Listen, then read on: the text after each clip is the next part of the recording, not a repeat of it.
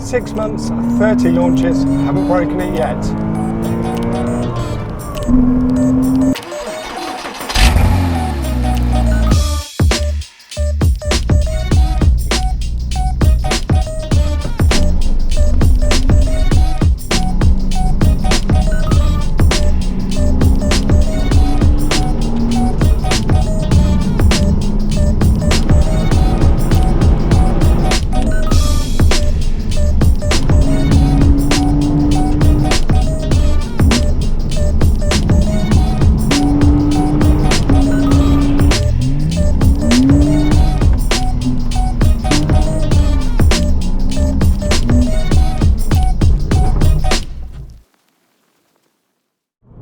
Hello everyone and welcome to another video.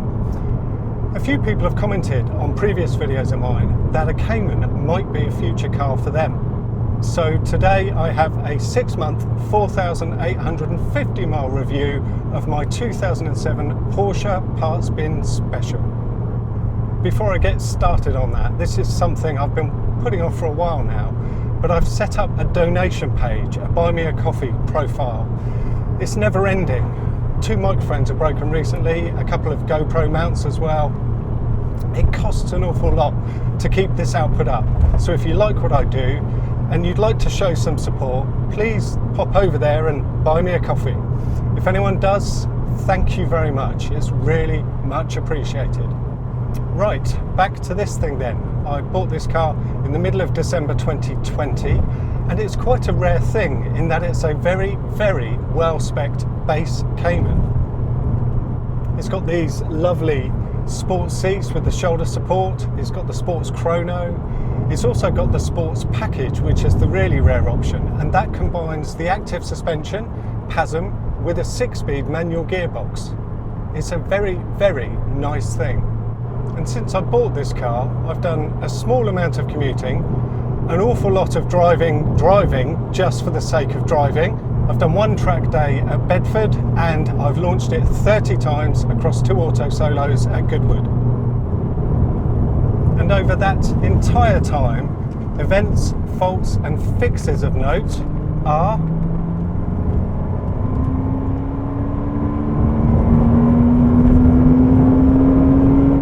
in month 1 I did 800 miles. And the only thing of note that happened in that month was that the door latch mechanism failed. It stopped the window doing the right thing. When you open it, it's meant to stay down, so you can close it and it pops back up.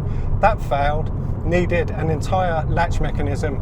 Mortimer's, the dealer I bought it from, props to them, they just sorted it all for me under warranty. Didn't pay a penny. I believe they're about £200 to buy, and I'm not aware that it's a common problem, so maybe just a bit of a rare fault. Month 2, January into February, only 300 miles. The only thing of note this month was that I gave it a new battery. The original one was still Porsche branded, but it was really struggling to turn the car over on the cold morning. So I gave it something a bit more capable and up to the task. That was £130 very well spent. Month 3, I did 750 miles. And on this month, after a Sunday morning spent giving this a rare clean, a suicidal pheasant decided it wanted to get really up close and personal to the front of my car.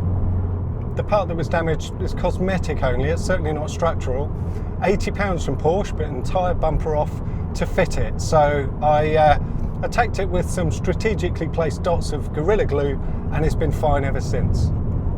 Month 4, I did 900 miles. And in this month, I entered the first of the 2 Goodwood auto solos I've entered this year. First real-time driving the car without constraints of speed limits and traffic laws and so on, but difficult to form an opinion on the car when it's all low-speed first and second gear stuff.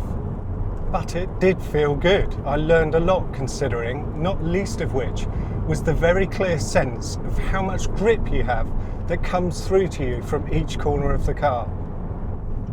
I was a bit timid early on, but I did enough to come away with 4th in a class of 12 and 9th overall out of a field of 42. And a note to myself that I really must try harder.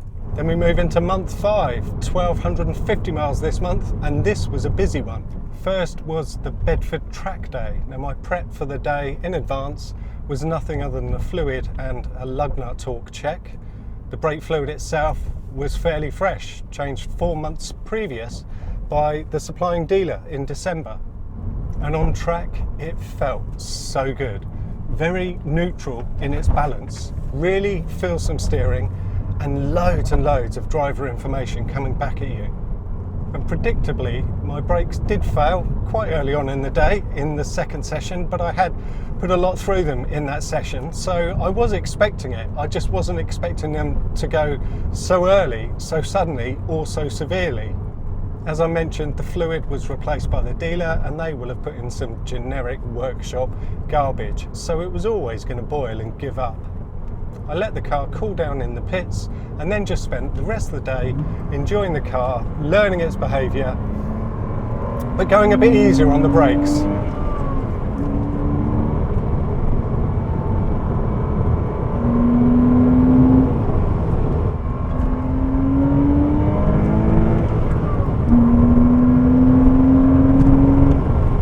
So after the track day, the brakes clearly needed some therapy, but on closer inspection, looking at the tyres, it turns out there was some quite severe cracking in between all the tread blocks. I'd been ragging the car around on track on a set of Bridgestones that was 7.5 years old, well past their best. It serves me right, I should have checked them more thoroughly beforehand. So that meant it was time for some new tyres, and I love new tyre time. I know for many people, buying 4 tyres all at once is nothing other than a distress purchase, but for me, honestly, I get genuine excitement. I can't wait to see how the car feels with 4 different contact patches. And this time round, I fitted 4 Michelin PS2s. Now I know they're an old tyre and there are better, more modern tyres out there, but apart from the Michelin PS2s and the Bridgestone RE050s, there are no other matching sets of Porsche N-rated tyres. Even if I only do it just the once, I want to feel this car exactly as Porsche intended it to feel. So I went for what I expect to be the better of the 2 Porsche N-rated tyre options. And while they were doing the tyres, I had them change the brake fluid as well. Gave it something half decent, some ATE Type 200.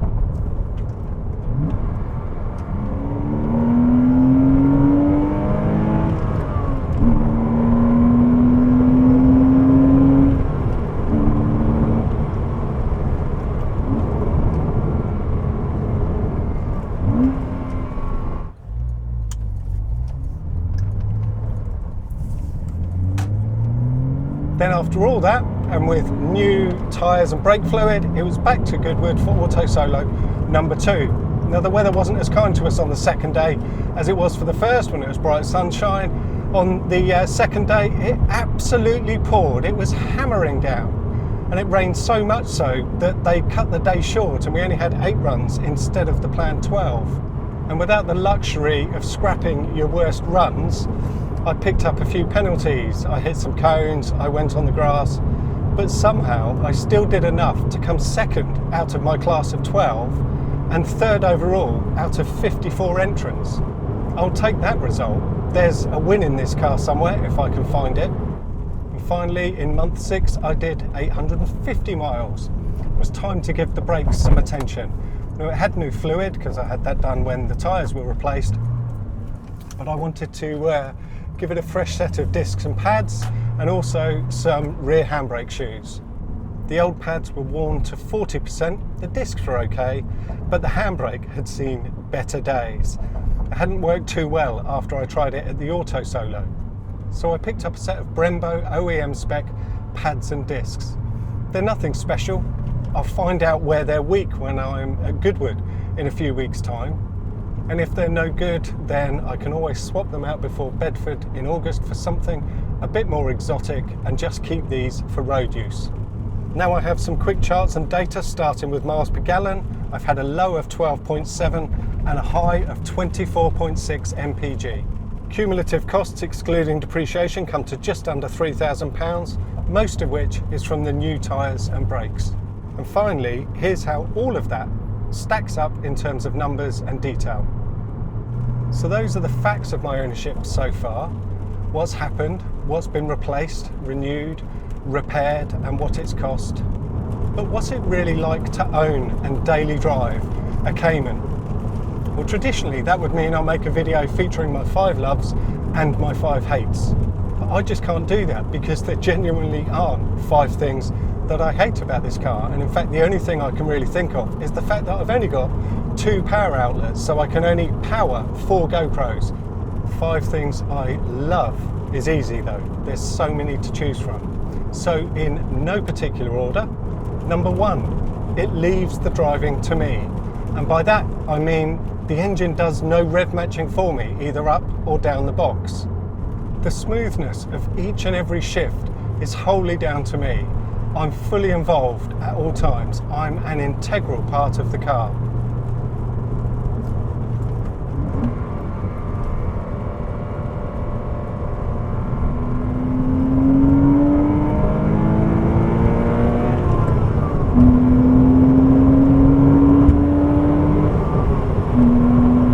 Number 2, the mid-engine chassis balance, the steering, the throttle response, the pedal feel, the shift feel, the way this thing drives.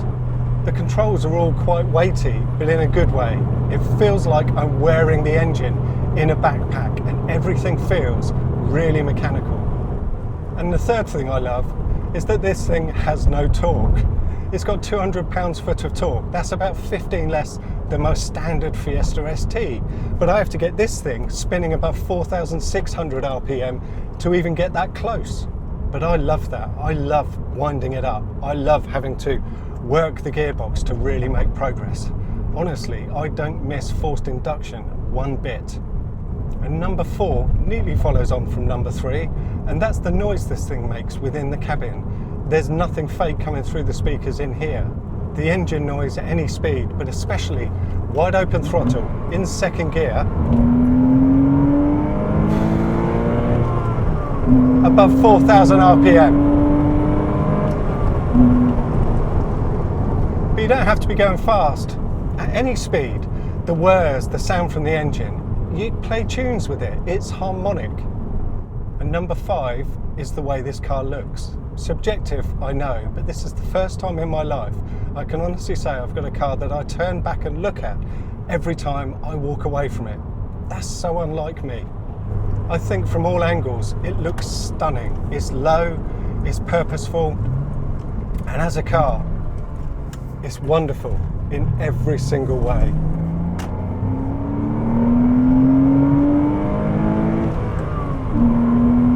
It's not been completely plain sailing though.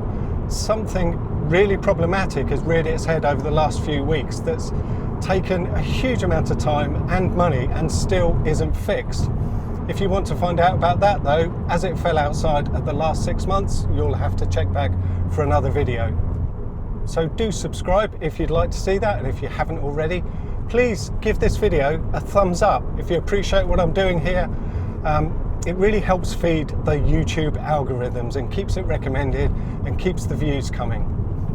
Otherwise, I'll see you in my next video. Thank you very, very much for watching.